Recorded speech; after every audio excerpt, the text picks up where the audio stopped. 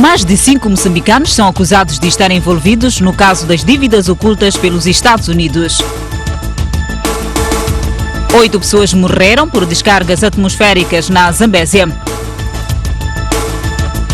Mais de 40 pessoas morreram em confrontos étnicos no Burkina Faso.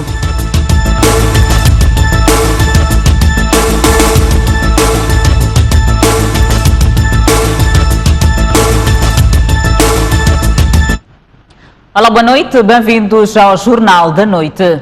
Manuel Chang não é o único moçambicano que terá beneficiado do dinheiro das dívidas ocultas. A acusação norte-americana aponta para mais 5 moçambicanos suspeitos de envolvimento no negócio de mais de 2 bilhões de dólares que afundou a economia do país. Por enquanto, o antigo ministro das Finanças é o único moçambicano de um total de 5 indivíduos formalmente acusados pela justiça norte-americana de participação no esquema fraudulento das dívidas ocultas. A acusação, que circula nas redes sociais desde sexta-feira, aponta para a existência de outros 7 elementos, 5 dos quais de nacionalidade moçambicana, suspeitos de recebimento de subornos em milhões de dólares. Entre os suspeitos moçambicanos, o documento inclui 2 nomes rasurados ao longo do texto, cuja identidade só será conhecida após o cumprimento de mandatos de captura. Há ainda 3 moçambicanos apenas identificados por co-conspiradores que terão recebido dinheiro em transferências bancárias de contas sediadas nos Emirados Árabes Unidos e em Nova York. Aliás, essa é uma das razões que justifica que o caso das dívidas ocultas de Moçambique esteja a ser investigado por um tribunal de Nova York, com fundamento no Código norte-americano do ato das práticas de corrupção estrangeiras, que condena o pagamento de subornos a membros de governos. Além do moçambicano Manuel Chang, antigo titular das finanças entre fevereiro de 2005 e janeiro de 2015, a justiça norte-americana acusa o negociador libanês Jean Boustany, que era executivo da Pre-Invest Group, uma holding sediada no Abu Dhabi, nos Emirados Árabes Unidos, detentora de um estaleiro naval, e 3 antigos banqueiros que intermediaram empréstimos de 2 mil milhões de dólares com garantias do Estado moçambicano, nomeadamente o neozelandês Andrew Pearce, antigo diretor do banco Credit Suisse, o britânico Surjan Singh, diretor do Credit Suisse Global Financing Group, e a búlgara Detlina Subeva, vice-presidente deste grupo. Fazendo uma descrição dos conspiradores moçambicanos no esquema fraudulento, a acusação avança que o co-conspirador moçambicano 1 esteve envolvido em obter a autorização do governo moçambicano para o projeto Proíndicos. O co-conspirador moçambicano 2, um indivíduo cuja identidade é conhecida do grande júri, era um familiar de um alto funcionário de Moçambique. E o co-conspirador 3 é um alto funcionário do Ministério das Finanças de Moçambique e diretor da Ematum. A acusação aponta ainda para a existência de numerosas figuras ligadas ao governo que receberam subornos da Pre-Invest Group, empresa que à data dos fatos era ligada pelo negociador libanês Jean Boustany. As transferências começaram depois da assinatura de um contrato inicial de 365 milhões de dólares para um sistema de monitorização da zona costeira em Moçambique em janeiro de 2013, entre as empresas Pre-Invest e a moçambicana Proíndicos.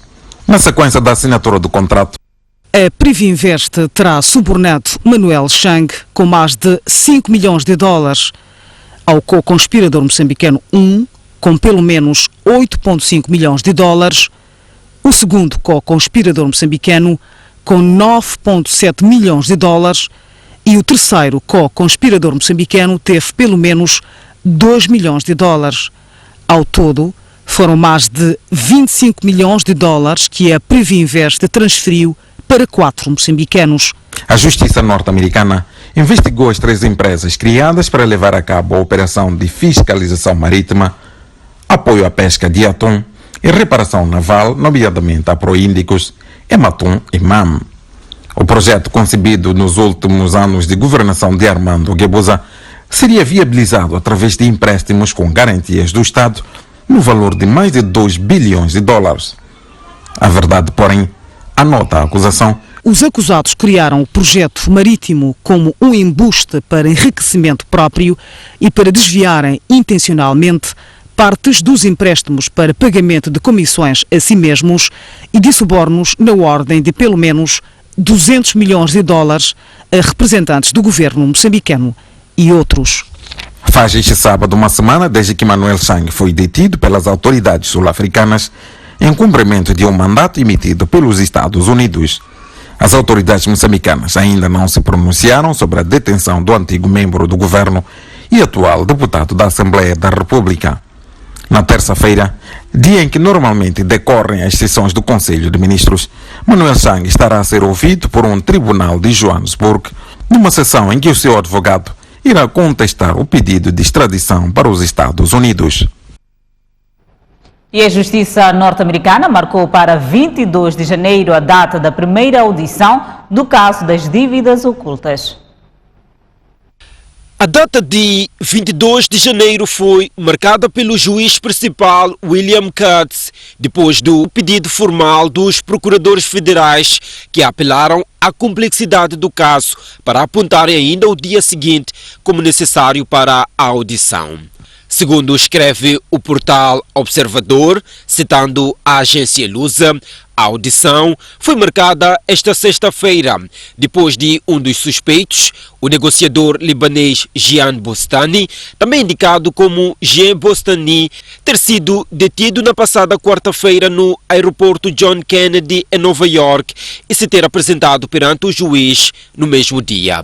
No requerimento, os procuradores norte-americanos faziam notar que os outros acusados foram detidos com mandatos de captura internacionais emitidos pelos Estados Unidos, mas que ainda não foram extraditados. E um deles é o ex-ministro das Finanças Manuel Chang, detido há uma semana na África do Sul sob acusação de lavagem de dinheiro e fraude financeira. Outros são os 3 antigos banqueiros do Credit Suisse envolvidos nos empréstimos às empresas moçambicanas, que foram detidos na quinta-feira passada em Londres pelas autoridades britânicas, em cumprimento de um mandato também dos Estados Unidos. Trata-se de Andrew Pearce, um antigo diretor do banco Credit Suisse, Surjan Singh, diretor no Credit Suisse Global Finance Group, e Detelina Subeva, vice-presidente deste grupo, que foram, entretanto, libertos sob caução e enfrentam um pedido de extradição para os Estados Unidos. Seguimos com outras notícias. 8 pessoas morreram por descargas atmosféricas no distrito de Maganja da Costa, na província da Zambésia. 8 óbitos ocorreram no dia 2 do corrente mês, outros 3 no dia 4 no distrito de Ile. As 5 vítimas por descargas atmosféricas ocorridas no distrito da Maganja da Costa são um casal e 3 filhos, portanto, membros da mesma família. Igualmente, as mortes ocorridas no dia 4 no distrito de Ile, a polícia também supõe que sejam membros da mesma família. No dia 2 do corrente mês, registramos um caso de descarga elétrica atmosférica no distrito da Maganja da Costa, no povoado de Mapuce, zona de Muso, que vitimou 5 indivíduos da mesma família, portanto, e destruiu totalmente a residência em que estes indivíduos residiam. Outro caso de descarga elétrica atmosférica registramos no dia 4, no distrito de Ile, no bairro 25 de setembro, onde a descarga elétrica atmosférica vitimou 3 indivíduos que acabaram perdendo a vida no local e 2 indivíduos tiveram ferimentos ligeiros e foram evacuados ao hospital. Entretanto, o INGC, ao nível da Zambésia, diz que as intempéries estão a acontecer um pouco pelos distritos da província, com destaque para Nicoadão, Gurue, Maganja da Costa, entre outros. Estamos a falar aqui de registro da época chuvosa, né, que iniciou em outubro e ainda está em curso, termina em março. E é um assunto que temos estado a trabalhar junto à comunicação social, disseminação de medidas de prevenção, mas porque a informação chega por vezes, as pessoas são apanhadas de surpresa e de facto fato são colhidas com esse tipo de situações. Desde o início da época chuvosa, a polícia diz que já registrou 14 óbitos por descargas atmosféricas. O desvio de aplicação de infraestruturas na cidade de Inhambane está a colocar em perigo a vida de muitos munícipes. A casa, que havia sido construída com finalidade de ser biblioteca provincial, hoje está nas mãos da Direção Provincial da Cultura e Turismo. Já lá vão um pouco mais de 10 anos que o maior centro de pesquisa de conhecimentos acadêmicos aqui a nível da província de Inhambane encontra-se neste estado. A estrutura por dentro simplesmente com sinais de degradação. Num período chuvoso como hoje, a situação ainda é crítica, o que faz com que os funcionários façam uma movimentação de modo a evitar com que os livros que se encontram no interior da biblioteca não possam molhar, uma realidade que tem constrangido não somente aos funcionários como também aos estudantes que vêm fazer suas pesquisas neste local a nível da cidade de Inhambane. A biblioteca foi construída de facto de raiz, onde iria funcionar para o bem dos estudantes, assim como de qualquer leitor, mas o que está a acontecer na verdade é que estamos admirados, meia volta, aquilo vira já é uma instituição, o que não corresponde à real construção da instituição. Está a usar como Direção Provincial de Turismo. Será que nós não merecemos uma sala, uma casa para ser biblioteca boa para nós, em boas condições? Alguém de direito e possa ver como está a situação e também possa reabilitar ou dar melhores condições. Por temer represálias, os funcionários não quiseram detalhar o terror com que convivem no seu cotidiano, limitando-se apenas a conformar-se com a realidade. Chefe, a devia falar, ela já está cá. Não temos como. Eu só adorar a nossa pobreza da nossa casa. Eu me sinto bem, mas são essas condições que temos. Em representação da diretora da biblioteca, a chefe do departamento técnico partilha o mesmo sentimento de medo, mas adiantou que o problema é do conhecimento do governo provincial. A realidade, a casa não oferece segurança. Já construiu-se um edifício de raiz para a Biblioteca Pública Provincial, que neste momento está a funcionar a Direção Provincial da Cultura e Turismo. Mas quanto ao estado avançado de degradação, é do conhecimento do governo provincial e da própria Direção Provincial da Cultura e Turismo. Estão cientes do estado em que a casa está. Esta infraestrutura construída nos anos 2013 e 2014, que serviria de biblioteca provincial, que hoje está tomada pela Direção Provincial da Cultura e Turismo. Da cidade de Inhambane, Félix Jamis, Hermenegildo Sócrates e STV. Entretanto, o diretor provincial da Cultura e Turismo de Inhambane reconheceu o problema, contudo garantiu ser um caso passageiro, mas não avançou detalhes. Foi ser construída para ser a Biblioteca Pública Provincial, mas por razões que se prendem com a falta de um edifício de funcionamento da própria Direção Provincial da Cultura e Turismo, porque anteriormente a Direção Provincial de Cultura e Turismo funcionava num edifício arrendado, que é uma situação transitória. Enquanto mobiliza-se recursos e busca-se outras alternativas para termos um edifício para funcionamento da Direção Provincial da Cultura e Turismo, vamos transitoriamente funcionar aqui. Não quero falar de prazos, porque ainda me julgam aqui em relação aos prazos. Vamos encontrar uma solução. O governo provincial tem consciência em relação ao estado de degradação dessas infraestruturas, sobretudo ligadas à cultura e turismo. Há problemas, principalmente quando chove, há infiltração. Mas encontramos meio termo de como proteger este bem precioso que é o livro. Como eu disse, há trabalho em curso visando encontrar soluções definitivas, porque não podemos continuar a carcoer os parcos recursos do Orçamento do Estado com arrendamento de instalações. Seria aqui um projeto de construção de uma nova casa para a Direção Provincial da Cultura e Turismo ou para uma nova biblioteca de raiz? A biblioteca vai funcionar no local onde foi projetado e edificado. A cidade da Beira voltou a ficar às escuras desde as 19 horas de ontem. A situação deriva-se da queda de torre da linha de alta tensão ocorrida em Barué. Temos aí a grua que vai tanto fazer o levantamento da torre, que tanto montou-se embaixo, e depois do levantamento vai passar a fase da fixação e depois segue outras fases, que é a colocação dos condutores e neste caso depois a finalização. E para se chegar a esse ponto foi preciso mobilizar esta maquinaria toda que está aqui, e isso praticamente foi feito ontem, tanto onde os equipamentos chegaram e também a torre chegou, e hoje começou o processo tanto de montagem. Exatamente.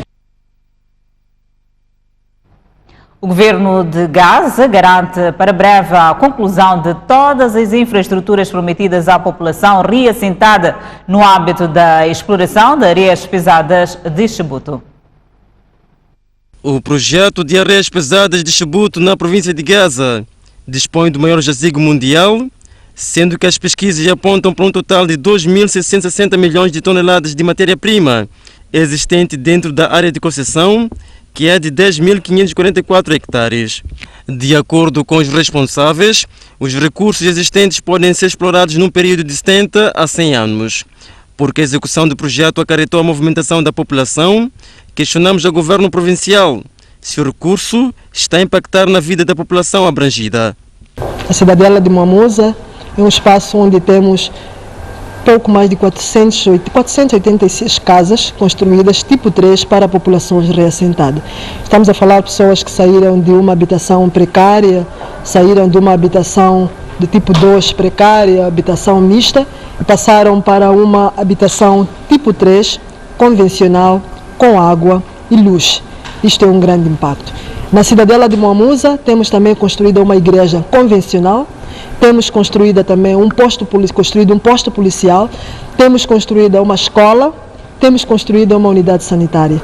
Obviamente, para a escola não inauguramos agora, porque as crianças deveriam terminar o exame e fazermos bem a distribuição, mas logo no início do ano 2019, nós teremos a cidadela de Muamusa em pleno funcionamento, o hospital, o centro de saúde em funcionamento, o posto policial, a igreja e também um sistema de abastecimento de água, que para além de fornecer água a esta população reassentada de Muamusa, ela também será distribuída para reforçar a capacidade da Vila Municipal de Chibuto.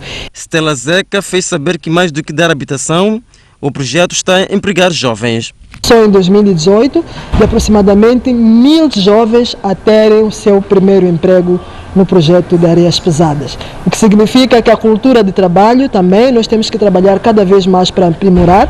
Estamos a falar de mais de 1.000 famílias que começam a ter algum rendimento a cada mês. E obviamente, como dissemos, é um grande desafio, porque estes grandes projetos sempre há questões de expectativas e nós temos que fazer a gestão de expectativas. Segundo o governo provincial, o projeto de areias pesadas de Chibuto está a causar impactos para além da área de exploração. Um dos exemplos é desse complexo comercial, inaugurado em outubro passado pelo Presidente da República, Filipe Nyusi. Convido a um breve intervalo, voltamos dentro de instantes. Até já.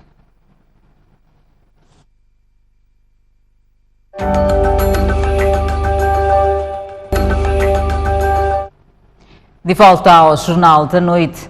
Jovens juntaram-se hoje para limpar a praia da Costa do Sol depois do lixo deixado durante a virada do ano. A ideia é reduzir o perigo que o lixo pode representar para os banhistas e para o meio ambiente. Lixo e garrafas no chão já viraram uma paisagem característica da praia do Costa do Sol, a principal da cidade de Maputo. Um lugar de lazer que aos finais de semana é transformado num lugar perigoso. Que o diga Rodrigo, que já teve de passar uma madrugada em branco, porque o seu sobrinho ficou com o pé perfurado por um caco de garrafa.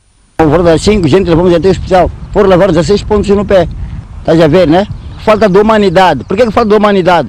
As pessoas, quando tu dizes, isto não é justo, as garrafas tem que gente colocar num lugar, porque eles que cortam.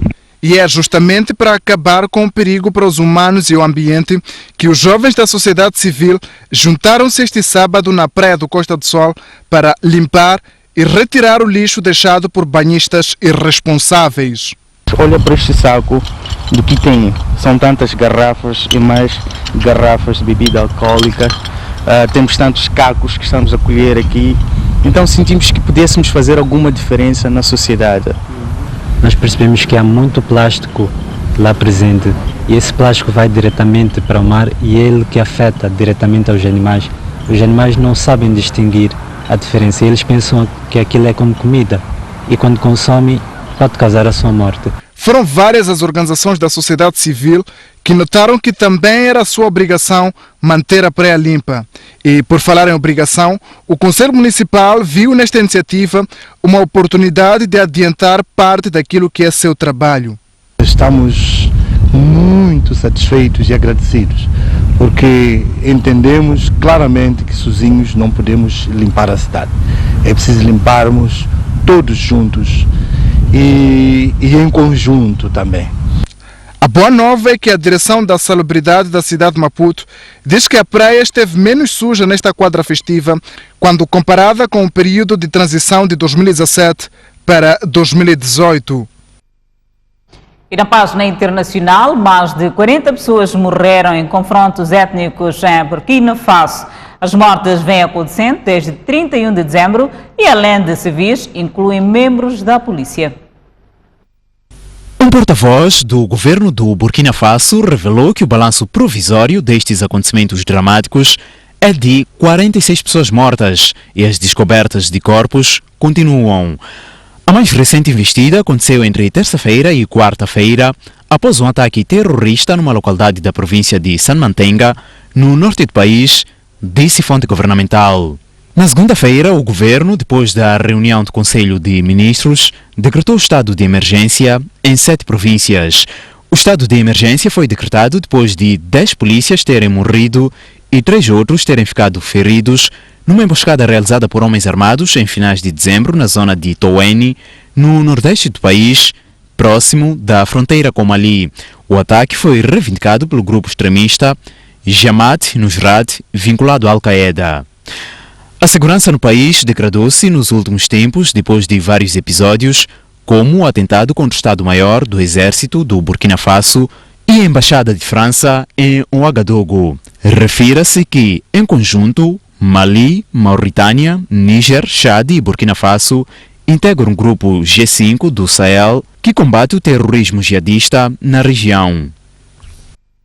O presidente do Brasil pondera acabar com a Justiça do Trabalho, onde atualmente são julgados os conflitos laborais.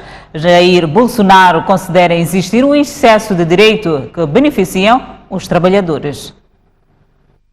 Antes de ser empossado ao cargo de presidente, Jair Bolsonaro garantiu que iria extinguir o Ministério do Trabalho, criado em 1930, e cujas funções serão distribuídas nas pastas da Justiça e Economia.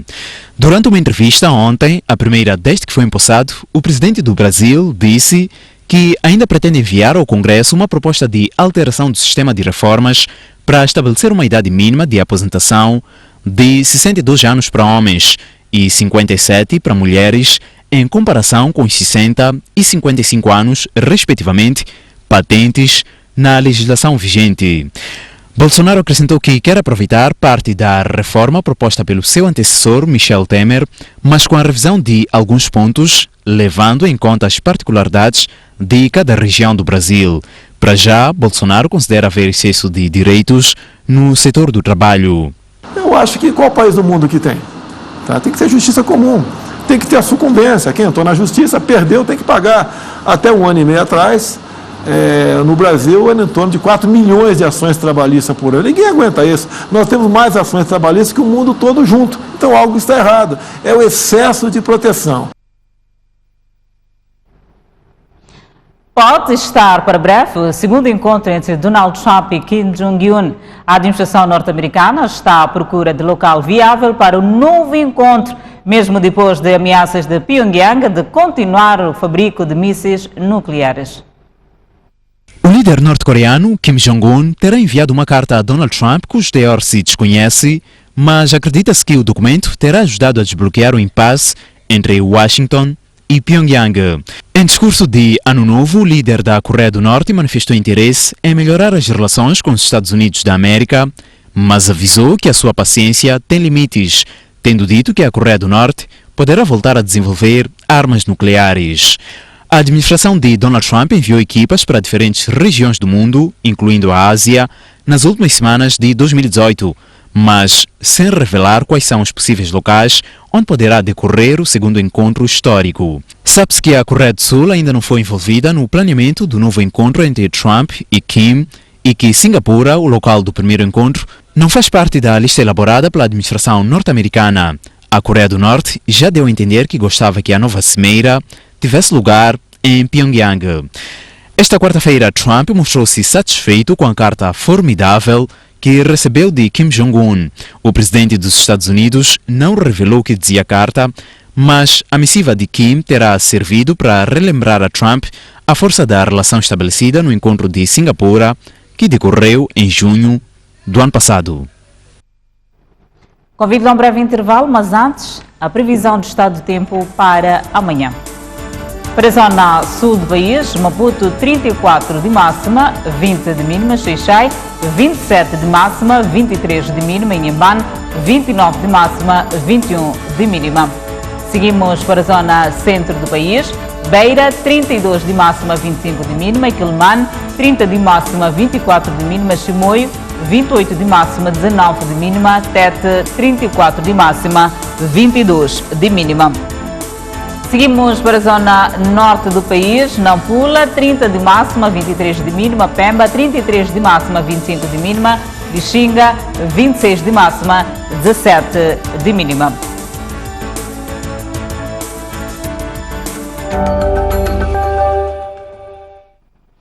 De volta ao último bloco do Jornal da Noite, seguimos com a página desportiva.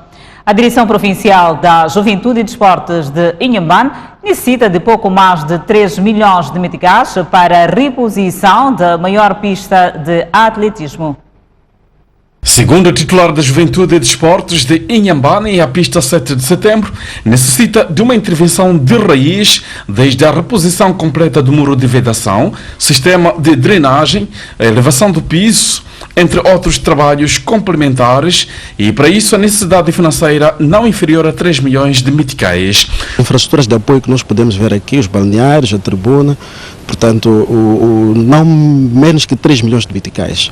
E é verdade que a prioridade neste trabalho que é necessário que seja feito aqui na pista vai para o piso, porque é onde, portanto, se pratica a atividade, mas também não menos importante são as restantes infraestruturas. É verdade que tínhamos planificado para este ano, mas não foi possível por causa das limitações financeiras, como todos nós sabemos. Voltaremos a planificar este ano para ver se no próximo ano é possível fazer-se intervenções ao nível da pista. 2020. Portanto, é uma questão de planificação, não uma questão de certeza, porque, como nós sabemos, há limitações. O responsável revelou ainda os troféus recentemente conquistados nesta infraestrutura que hoje aparenta um estado de total abandono sob o olhar impávido de quem é de direito. Mesmo nas condições que se encontra, é praticável. Ao título de exemplo, no ano 2018, a pista 7 de setembro acolheu o Campeonato Regional Sul de Atletismo Juvenis, que estiveram presentes, portanto, as províncias de Inhambane, Gaza, Maputo Província e Maputo Cidade, em que, felizmente, a nossa província conseguiu ganhar cerca de 13 medalhas, das quais 4 de ouro. Portanto, e na classificação global ficamos em segundo lugar. A situação torna-se mais crítica neste período chuvoso, onde as águas pluviais transformam o campo em lagoa por falta de sistema de drenagem, colocando em causa as residências singulares próximas da pista. Iniciou este sábado o torneio infanto-juvenil BEBEC, ao nível da cidade de Maputo. Trata-se de uma competição futebolística de férias escolares que envolve crianças dos 10 aos 15 anos em ambos os sexos. Ao todo são 16 equipas masculinas e 10 femininas que corporizam a 31ª edição do torneio BEBEC, uma prova tradicional no calendário futebolístico moçambicano, mesmo porque visa ocupar as crianças durante as férias escolares. Divididas em 2 grupos, com as séries A e B masculinos e A em femininos a se disputarem em Zixaxa, e as séries C e D em masculinos e B vôlei em femininos no estádio de Olene. Esta edição enfrenta dificuldades organizacionais que podem manchar o sucesso da mesma. Até agora não sabemos se vamos concluir por falta de bolas. Não temos material, temos tanta promessa da direção da Juventude e Desporto e não cumpre. Não posso garantir premiação nenhuma porque a direção ainda não nos aproximou. Que as pessoas que têm possibilidade e o próprio governo que olhem para esta competição com maior atenção. Correndo no chão quente do areal, as crianças exibem o seu talento com brilho e disposição. Afinal, fazem o que mais gostam e sonharam. Procuram, mesmo assim, assegurar um futuro nos campos de futebol. Neste torneio aprendemos um bom jogo, crescemos apresentando os melhores jogadores de Moçambique. Quer jogar a mostrar o que nós nos ensina. Ganhar? Sim. A jogar, a respeitar os árbitros. Quando o árbitro dá uma coisa, é a decisão do árbitro. As crianças, os organizadores, os pais encarregados de educação e a sociedade civil saem a ganhar com a realização anual desta competição juvenil. Aconselhar os seus próprios filhos para praticar esse tipo de esporte, porque é um bom futuro para o nosso Moçambique. A competição, que disputa a fase regional até próximo sábado, vai conhecer os vencedores desta edição no dia 19, quando se realizarem as finais em masculinos e femininos, respectivamente. O Jornal da Noite fica por aqui. Obrigada pela atenção dispensada. Encontro marcado numa próxima oportunidade. Notícia em permanência daqui a pouco na STV Notícias. Boa noite.